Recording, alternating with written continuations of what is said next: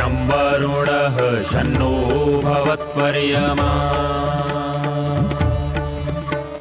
शन्न इन्द्रो बृहस्पतिः शन्नो विष्णुरुक्रमः ॐ शान्ति शान्ति शान्तिः।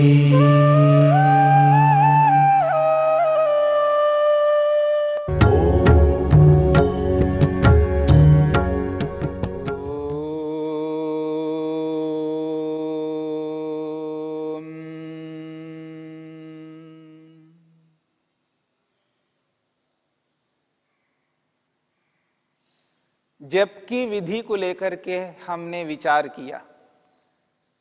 ये जो जप किया जाता है, आखिर ये जप क्यों किया जाता है? क्या आवश्यकता है जप को करने की? जप करने की आवश्यकता इसलिए है क्योंकि हमें कुछ प्राप्त करना है। आज हमारे पास प्राप्त नहीं है, यानी नहीं है वो, और कुछ त्याग करना है। मनुष्य कोई भी कर्म करता है, उस कर्म के पीछे केवल दो उद्देश्य होते हैं। एक है अप्राप्त को प्राप्त करना और प्राप्त को त्याग करना। इसके अतिरिक्त और कोई उद्देश्य नहीं होता है। प्रत्येक कर्म के पीछे दो ही उद्देश्य हैं, अप्राप्त को प्राप्त करना और जो प्राप्त है उसको त्याग करना। क्या अप्राप्त है जिसको प्राप्त करना है? क्या प्राप्त है जो त्याग करना है?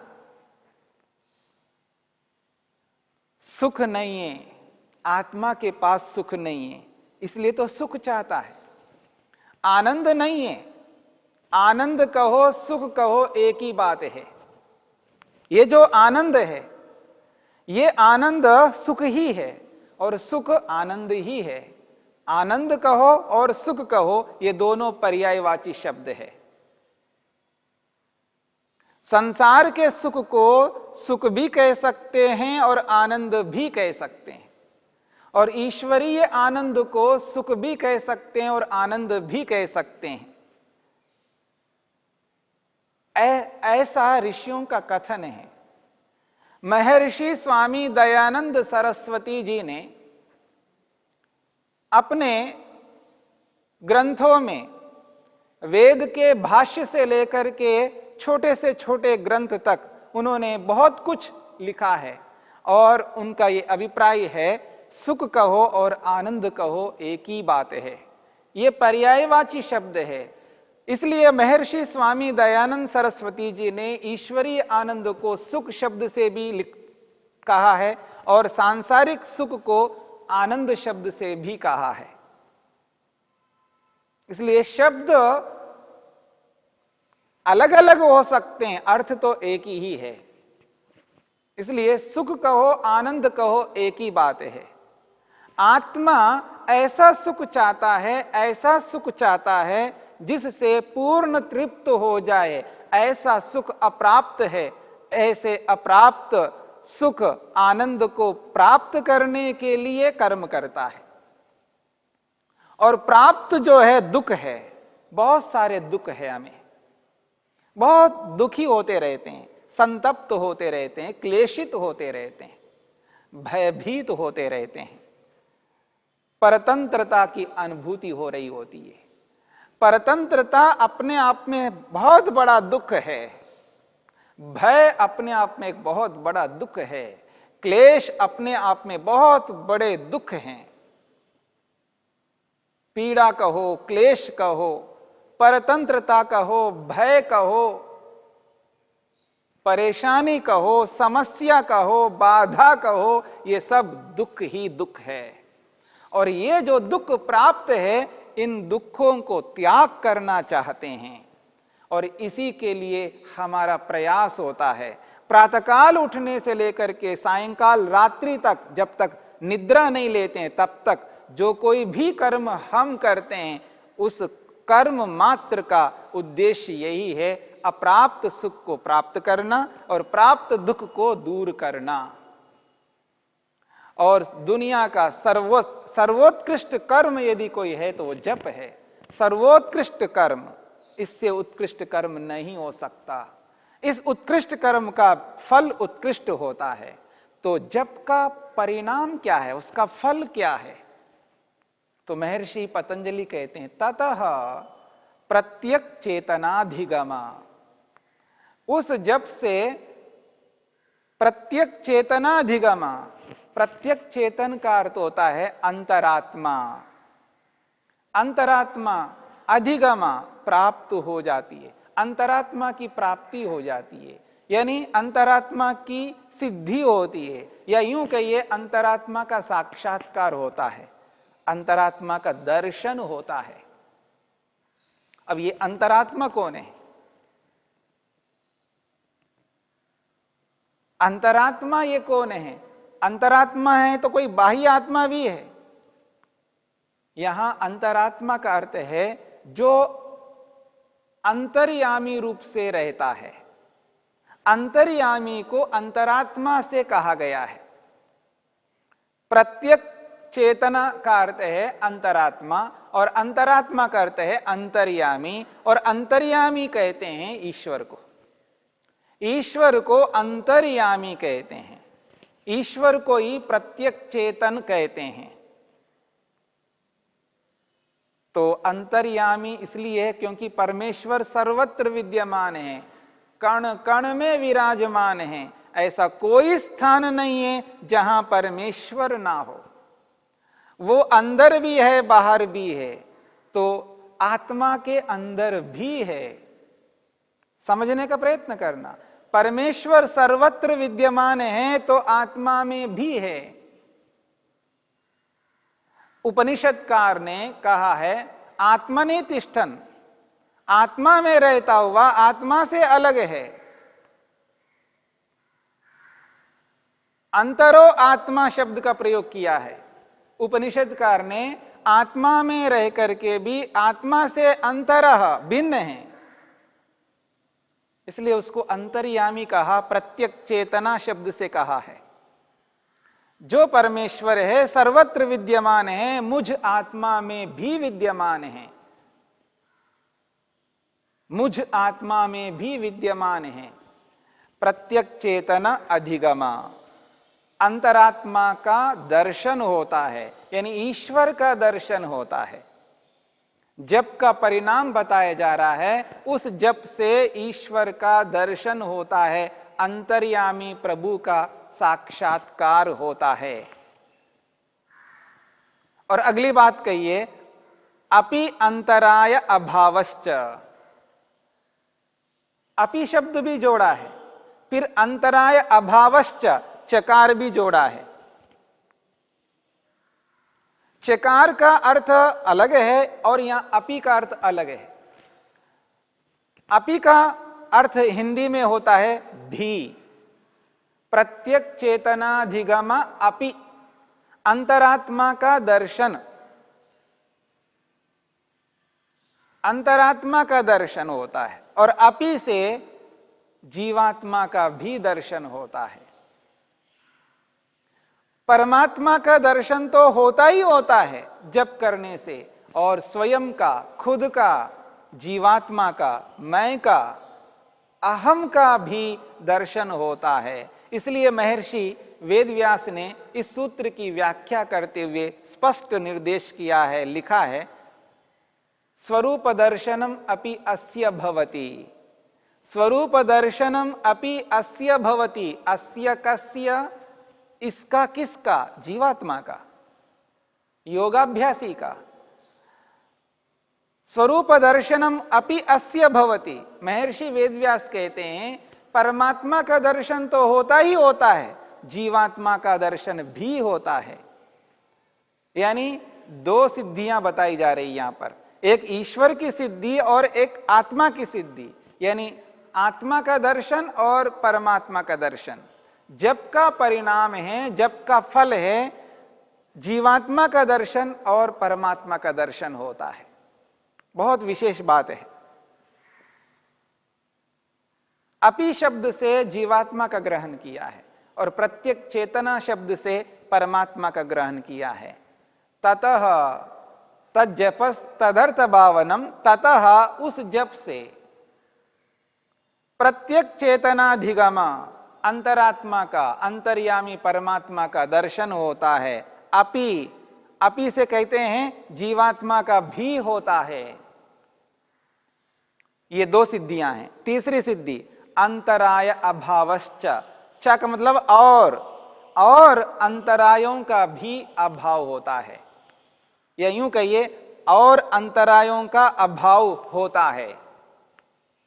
अंतराय अभावश्च, अंतराय कहते हैं विघ्न को, अंतराय कहते हैं बाधाओं को, अंतराय कहते हैं समस्याओं को। अंतराय शब्द से समस्या को, बाधा को, विघ्न को कहा जा रहा है। मनुष्य के जीवन में नाना प्रकार की बाधाएं आती हैं, नाना प्रकार के विघ्न उपस्थित होते हैं, नाना प्रकार की समस्याएं आती हैं, नाना प्रकार की मुसीबतें आती हैं, नाना प्रकार के क्लेश उत्पन्न होते हैं, नाना प्रकार की समस्याएं, कुछ भी कहिए, इन सबको विघ्न शब्द से कहा जा रहा है। और ये विघ्न आत्मा को बहुत अधिक दुखी कर देते हैं। ये विघ्न आत्मा को सुखी होने नहीं देते हैं, आत्मा को प्रसन्न होने नहीं देते हैं, आत्मा को शांत होने नहीं देते हैं। जिस मनुष्य के जीवन में कोई बाधा हो, कोई समस्या हो, कोई पीड़ा हो, कोई क्लेश हो, कोई मुसीबत हो, वो प्रसन्न नहीं रह सकता, वो शांत नहीं रह सकता, वो निर्भीक नहीं रह सकता, वो स्वतंत्र अनुभव नहीं कर सकता। और आज हमारे जीवन में किसी ना किसी रूप में कोई ना कोई विघ्न, बाधा, समस्या, क्लेश, मुसीबत कोई ना कोई रहती है। और इन्हीं के कारण से हम आज अशांत है, अतृप्त है, असंतुष्ट हैं, भय से ग्रस्त हैं और परतंत्रता का अनुभव करने लगते हैं। और यहां पर कहा जा रहा है ततः उस जप से प्रत्येक चेतनाधिगम अंतर्यामी परमात्मा का दर्शन और जीवात्मा का दर्शन, च और अंतराय अभाव, विघ्नों का अभाव, मुसीबतों का अभाव, समस्याओं का अभाव, क्लेशों का अभाव, इन समस्त समस्याओं, बाधाओं, मुसीबतों का अभाव हो जाता है जप करने से। इससे बढ़कर और बड़ा फल नहीं हो सकता। जिसके जीवन में समस्या ना हो, जिसके जीवन में बाधा ना हो, जिसके जीवन में समस्या, बाधा, मुसीबत, क्लेश ना हो, जिसके जीवन में कोई भय ना हो, इससे बढ़कर और अधिक लाभ क्या है जीवन में? अर्थात आत्मा के सामने आत्मा ऐसी स्थिति में पहुंच जाती है, जीवात्मा ऐसी स्थिति में रहती है जिस स्थिति में आत्मा को कोई बाधा नहीं उपस्थित होती है, कोई समस्या उपस्थित नहीं होती है, कोई विघ्न नहीं आता है, कोई क्लेश उत्पन्न नहीं होता है, किसी भी प्रकार का कोई भय नहीं होता है, किसी भी प्रकार की परतंत्रता नहीं होती है। ये आत्मा को होती है। और यह स्थिति आती है मुक्ति में, मोक्ष में। शरीर के रहते हुए ऐसी स्थिति संभव नहीं है। इसलिए व्यक्ति मुक्ति में जाना चाहता है, मोक्ष में जाना चाहता है, जिस स्थिति में रह करके इन विघ्नों से, बाधाओं से, समस्याओं से, पीड़ाओं से, क्लेशों से मुक्त हो सके। और इस शरीर में रहते हुए जब आत्मदर्शन होता है, प्रभु का दर्शन होता है, उस स्थिति में भी ये विघ्न नहीं रहते हैं। हां, याद रखना, ये क्लेश नहीं रहते उसके जीवन में, उसको कोई बाधा नहीं होती है। हां, साधारण लोगों के लिए वो बाधाएं हो सकती है, पर योगी के लिए वो बाधा नहीं है, क्योंकि वो जानता है इसको तो आना ही था। उस बाधा से उसको दुख नहीं होता है। बात को समझने का प्रयत्न करना। शरीर के रहते हुए योगी के अंदर ऐसी स्थिति उत्पन्न होती है जब उसने आत्मदर्शन किया है, प्रभु का दर्शन किया है, अभी शरीर विद्यमान है, मुक्ति में गया नहीं है।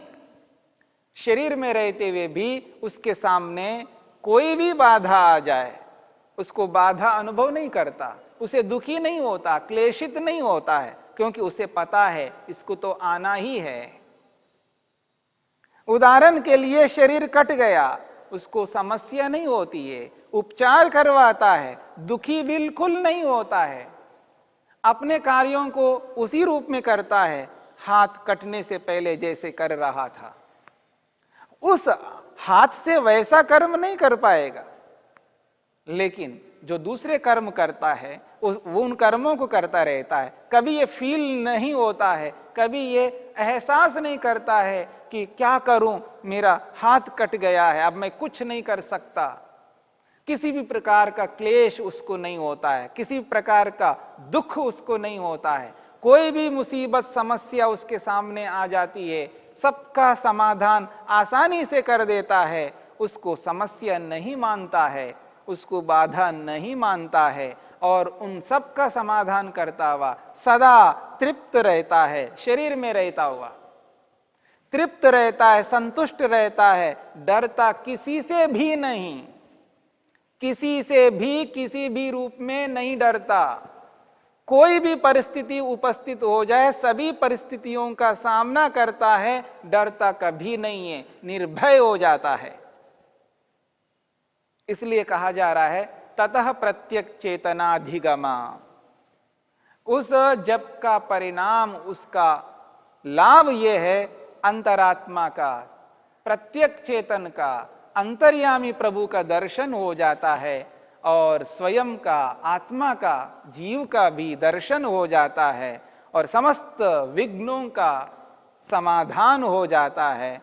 अब उसके जीवन में विघ्न नहीं होते हैं, उसके जीवन में समस्याएं, बाधाएं नहीं होती हैं, उसके जीवन में मुसीबतें नहीं होती हैं, उसके जीवन में कोई ऐसा डर उत्पन्न नहीं होता है, उसके जीवन में किसी भी स्थिति में किसी भी प्रकार की कोई परतंत्रता नहीं होती है। वो शांत निर्भीक होकर के चल रहा है। इसलिए शरीर में है क्योंकि यह शरीर पूर्व जन्म के कर्मों का फल है, और जब तक इन कर्मों का फल नहीं भोगेगा तब तक शरीर को त्याग नहीं करेगा। इसलिए उसको जीवन मुक्त कहते हैं। जीते जी यानी शरीर में रहते ही वो मुक्त हो गया है, मुक्ति जैसा अनुभव कर रहा है। जप का जो परिणाम है, जप का जो फल है, महान है, उत्कृष्ट है, श्रेष्ठ है, यही जप का परिणाम है।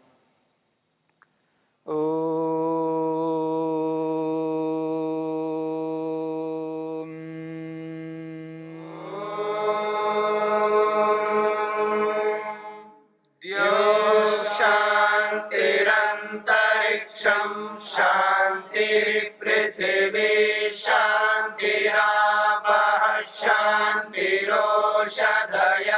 शांतिः वनस्पतयः शांतिर्विश्वे देवा शांतिर्ब्रह्म शांति सर्वं शांति शांतिरेव शांति क्षमा शांतिरेधि। ओम शांति शांति शांति।